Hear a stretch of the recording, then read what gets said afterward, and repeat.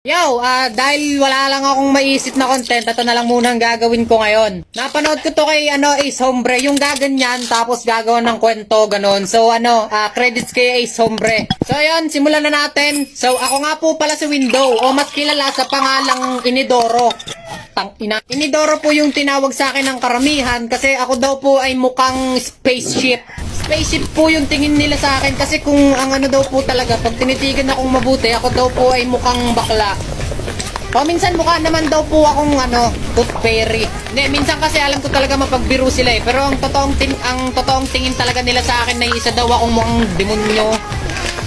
Siyempre, sinumbong ko yun sa nanay ko kasi mukha daw akong demonyo eh.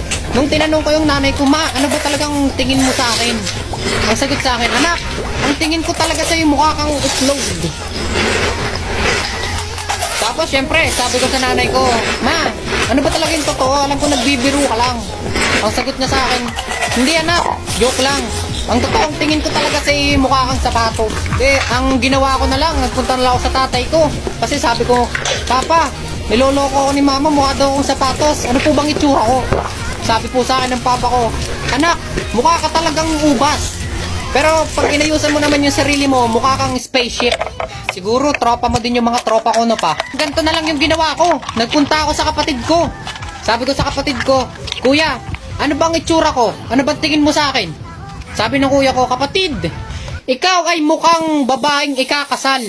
Sabi ko, nagbibiro ka lang eh. Sabi niya, hindi, joke lang. Mukha ka talagang pinya. Pinya yung tingin sa akin ng kapatid ko. So ako, syempre, naisip ko, pinaglololoko ko ng mga tao dito. Pupunta na lang ako sa salamin namin. Pagpunta ko sa salamin ko, puta, yung nakita ko, yung sarili ko, mukha akong matandang panot.